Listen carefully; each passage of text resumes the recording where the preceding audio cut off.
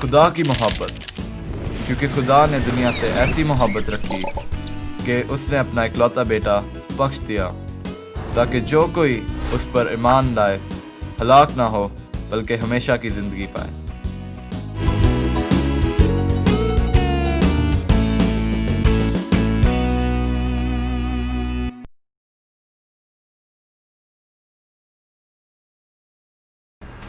खुदावंद यीशु मसीह जो हमारा अच्छा चरवाहा और उस्ताद है, उसी के बाबरकत नाम में मैं वायलेट सिसल आप सबको सलाम पेश करती हूँ। और आज के प्रोग्राम खुदा ने दुनिया से ऐसी मोहब्बत रखी में आप सबको खुश आमदीद कहती हूँ। नाज़रीन, पौलुस रसूल फिलिपियों के नाम ख़त में यूँ बयान करते हैं, खुदावंद में हर वक्त खुश रहो। फिर कहता हूँ कि खुश रहो। तुम्हारी नरम मिजाजी सब आदमियों पर ज़ाहिर हो। खुदावंद करीब है, किसी बात की फ़िक्र ना करो, बल्कि हर एक बात में तुम्हारी दरख्वास्तें दुआ और मिन्नत के वसीला से शुक्रगुजारी के साथ खुदा के सामने पेश की जाएं, तो खुदा का इत्मीनान जो समझ से बिल्कुल बाहर है तुम्हारे दिलों और ख़यालों को मसीह यीशु में महफूज रखेगा। आमीन। आइए नाज़रीन, मिसरूफ जॉर्डन की खूबसूरत आवाज़ में उनसे ये गीत सुनें।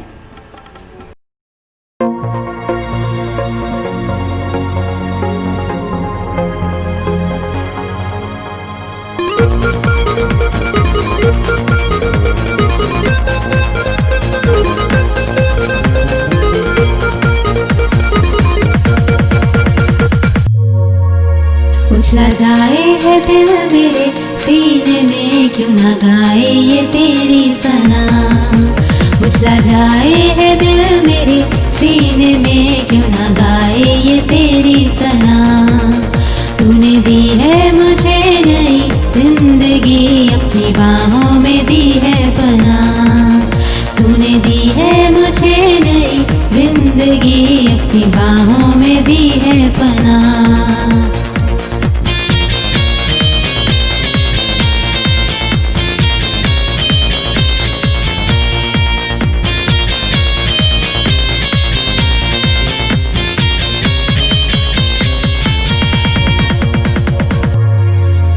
कितने सोने थे दिन वो मेरे, बिन तेरे जो है बीत गए।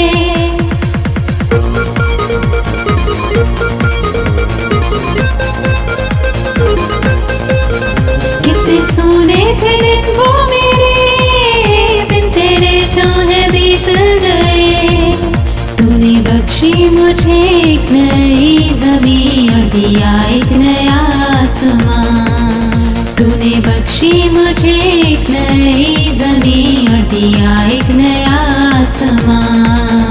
उछला जाए है दिल मेरे सीने में, क्यों ना गाए ये तेरी सना।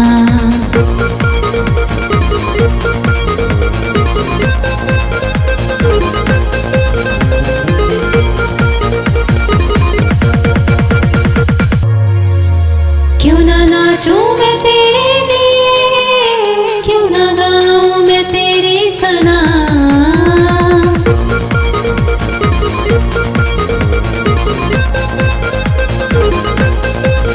क्यों ना नाचूं मैं तेरे लिए, क्यों ना गाऊं मैं तेरी सना। तूने बख्शी मुझे ऐसी खुशी, दे सकता नहीं जो जहां। तूने बख्शी मुझे ऐसी खुशी, दे सकता नहीं जो जहां। उछला जाए है दिल मेरे सीने में, क्यों ना गाए ये तेरी सना।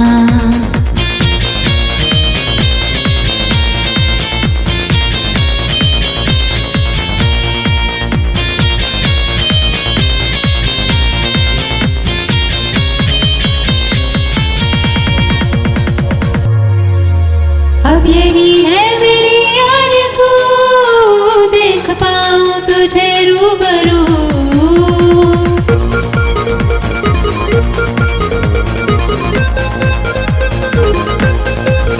अब यही है मेरी आरज़ू, देख पाऊं तुझे रूबरू। तेरे कदमों में खुद को बखेर दूं और करूं तेरी हमदो सना। तेरे कदमों में खुद को बखेर दूं और करूं तेरी हमदो सना। उछला जाए है दिल मेरे सीने में, क्यों ना गाए ये तेरी सना। उछला जाए है दिल मेरे सीने में, क्यों ना गाए ये तेरी सना। जी नाज़रीन, आपने ये गीत सुना। मैं उम्मीद करती हूँ खुदावंद की इस सताइश के वसीला से आपने बरकत पाई है। और अब वक्त है कि हम पिंकी और अंकल डेविड के पास चलें और उनसे आज की कहानी सुनें। खुदावंद यीशु मसीह का पुरफज़ल नाम लेकर मैं पिंकी अंकल डेविड के साथ आपकी खिदमत में हाजिर है। और इसी बाबरकत नाम में आप सबको सलाम पेश करते हैं। नाज़रीन, हमें उम्मीद है कि आप सब हमारी इस कहानी के मुंतज़िर रहते हैं। लेकिन फिर भी हम ये चाहते हैं कि जब आप अपनी कीमती राय हमें देते हैं तो हमारे इसी कहानी के हिस्सा के बारे में भी बताइए कि ये आपके लिए कितना बरकत का बायस हो रहा है। जी हाँ नाज़रीन, कॉल कीजिए और ज़रूर बताइए। और अंकल डेविड, इनसे पहले आप बताइए हमारी आज की कहानी के बारे में। हाँ जी पिंकी बेटा, हमारी आज की कहानी एक तमसील है। अंकल डेविड, हमें ये बताइए कि तमसील से क्या मुराद है। पिंकी बेटा, तमसील से मुराद है कोई जमीनी या दुनियावी कहानी जिससे रूहानी नतीजा निकलता हो। ज़मीनी या दुनियावी कहानी? हाँ जी, तमसील कोई एक किस्सा या कहानी होती है जिसकी मदद से कोई सबक सिखाया जाता है। हम भी तो कहानी सुनाते हैं, क्या ये भी तमसील है अंकल डेविड? जी पिंकी बेटा, बात दफा तो हम तमसील ही बयान करते हैं और बाज़ औक़ात जैसे कलामे मुक़द्दस बयान करता है उसे हम वैसे ही बयान कर देते हैं। अच्छा, हाँ जी, जैसे कि आज हम यीशु मसीह की कही हुई तमसील कहानी की सूरत में बयान करने वाले हैं। ये कौन सी तमसील है? पिंकी बेटा, इसका नाम है बीज बोने वाले की तमसील। अच्छा जी। हाँ जी, तो आइए नाज़रीन, ये तमसील सुने। बीज बोने वाले की तमसील। एक रोज खुदावंद यीशु मसीह घर से निकलकर झील के किनारे जा बैठे और उनके पास ऐसी बड़ी भीड़ जमा हो गई कि वो कश्ती पर चढ़कर बैठ गए और सारी भीड़ किनारे पर खड़ी रही और खुदावंद यीशु मसीह उन्हें तालीम देने लगे। उन्होंने एक बीज बोने वाले की तमसील बयान करते हुए फरमाया, देखो एक बीज बोने वाला निकला और बोते वक्त कुछ दाने राह के किनारे गिरे और परिंदों ने आकर उन्हें चुग लिया। और कुछ दाने पथरीली जमीन पर गिरे जहां उनको बहुत मिट्टी न मिली और गहरी मिट्टी न मिलने के सबब से जल्द उग आए और जब सूरज निकला तो जल गए और जड़ न होने के सबब से सूख गए। और कुछ दाने झाड़ियों में गिरे और झाड़ियों ने बढ़कर उनको दबा लिया और वो कोई फल न लाए। और कुछ बीज अच्छी जमीन में गिरे और बढ़े और फले और बहुत सा फल लाए, कुछ 100 गुना, कुछ 60 गुना और कुछ 30 गुना। जिसके कान हो वो सुन ले। शागिर्द इस तमसील को न समझ सके। चनाचे यीशु मसीह ने इसकी वजाहत यूं की, बीज खुदा का कलाम है। जो बीज पथरीली जमीन में बोया गया, ये वो है जो कलाम को सुनता और उसे फ़िल फौर खुशी से कबूल कर लेता है, लेकिन अपने अंदर जड़ नहीं रखता, बल्कि चंद रोजा है। और जब कलाम के सबब से मुसीबत और जुल्म बर्पा होता है तो फ़िल फौर ठोकर खाता है। और जो बीज झाड़ियों में बोया गया, ये वो है जो कलाम को सुनता है और दुनिया की फिक्र और दौलत का फरेब इस कलाम को दबा देता है और वो बेफल रह जाता है। और वो बीज जो अच्छी जमीन में बोया गया, ये वो है जो कलाम को सुनता और समझता है और फल भी लाता है, कोई 100 गुना, कोई 60 गुना और कोई 30 गुना। जी नाज़रीन, आपने आज की कहानी देखी और सुनी, और हमें उम्मीद है कि इस तमसील के जरिए यीशु मसीह जो सिखाना चाहते हैं वो आपने भी समझ लिया है। जी हाँ, हमें जरूर है कि हम अच्छी जमीन की मानंद कलाम के बीज को अपने अंदर ले लें और उसे फलने फूलने का मौका दें। जी नाज़रीन, अगले हफ्ते तक के लिए हमें इजाज़त दीजिए। खुदा हाफिज़।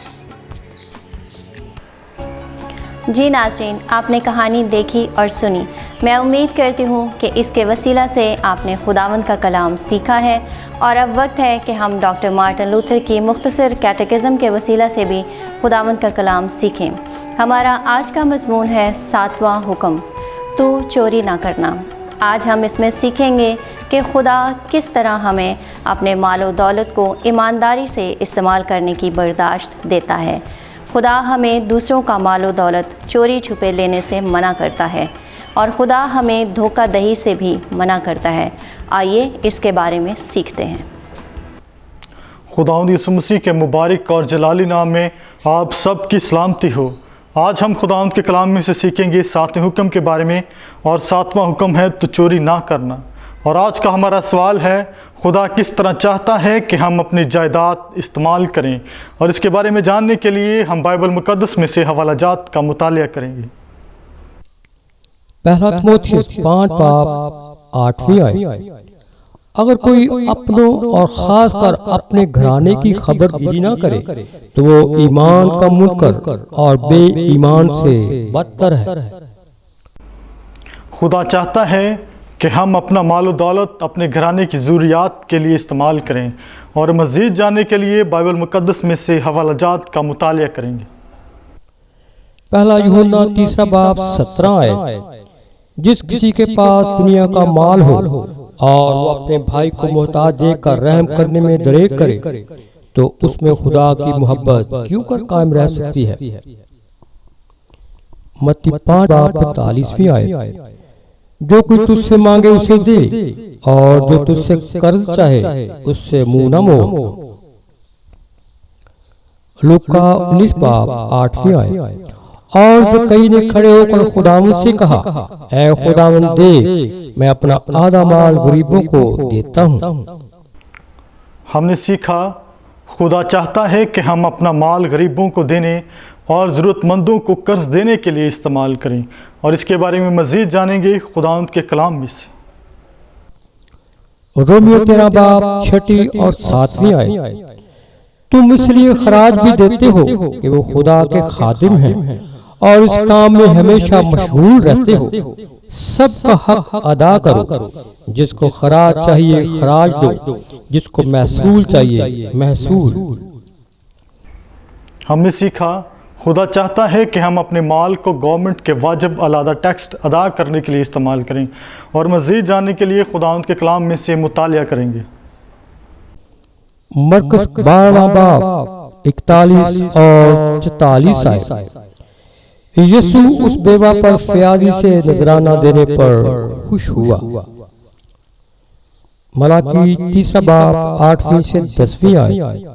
खुदा ने कहा कि लोग उसको ठगते हैं और उनको चैलेंज किया कि अगर वो दिल खोलकर हदिया लाएं और इससे मेरा इम्तिहान करें तो मैं आसमान के दरीचों को खोलकर उन पर बरकत बरसाऊंगा। पहला कुरिन्थियों 16 बाब 2 आयत। हफ्ता के पहले दिन तुम में से हर शख्स अपनी आमदनी के मुआफिक कुछ अपने पास रख छोड़ा करे ताकि मेरे आने पर चंदे न करने पड़े। दूसरा कुरिन्थियों 9 बाब 7 आयत। जिस कदर हर एक ने अपने दिल में ठहराया है उसी कदर दे, ना दरेक करके ना लाचारी से, क्योंकि खुदा खुशी से देने वाले को अजीज रखता है। हमने सीखा खुदा चाहता है कि हम अपने माल में से बाकायदगी और मनसूबाबंदी से खुदा के घर के काम के लिए हदिया दें, और मज़ीद जानेंगे अपने माल दौलत को ईमानदारी से इस्तेमाल करने के लिए खुदा हमें किस तरह की याददाश्त देता है ताकि हमारी हौसला अफजाई करे। और इसके बारे में जानने के लिए हम बाइबल मुकद्दस में से हवालाजात का मुतालिया करेंगे। ज़बूर 24 पहली आयत। ज़मीन और उसकी मामूरी खुदावंद की है। मत्ती 25 बाब 14 से 30 आयत। यीशु सिखाता है कि हर एक खुदा के सामने जिम्मेदार है कि वो उसके दिए हुए तोड़ों को किस तरीके से इस्तेमाल करता है। पहला कुरिन्थियों 4 बाब 2 आयत। और यहाँ मख्तार में ये बात देखी जाती है कि दयानतदार निकले।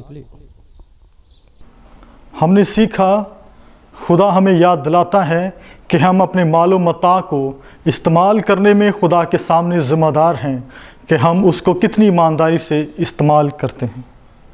हमने खुदावंद के कलाम में से पढ़ा, सुना और सीखा। मेरी दुआ है इस कलाम के वसीला से खुदावंद आप सबको बरकत दे। आमीन।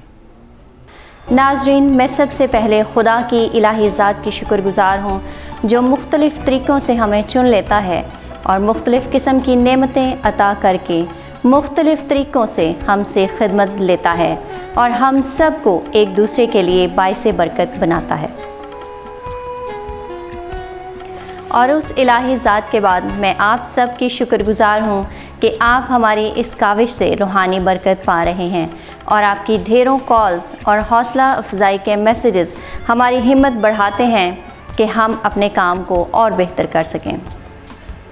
आपकी दुआया दरख्वास्तें हमें बहुत ज़्यादा तादाद में मौसूल होती रहती हैं और हम सब भी मिलकर पूरे दिल की जाँफिशानी से आपकी सारी दरख्वास्तों को खुदावंद के सामने पेश करते रहते हैं और खुदावंद की ज़ात का भी शुक्र हो और उसी के नाम की सिताइश हो, क्योंकि वो हमारी दुआओं को सुनता और कबूल कर लेता है। और वो भाई और बहन जो अभी भी अपने दुखों और तकलीफ़ों में मुब्तला हैं, वो अपनी दरख्वास्तें खुदावंद के सामने पेश करते रहें और इस काम में हम भी उनके बराबर के शरीक हैं। वो यहोवा यरी आपको वक्त पर मुहैया करेगा।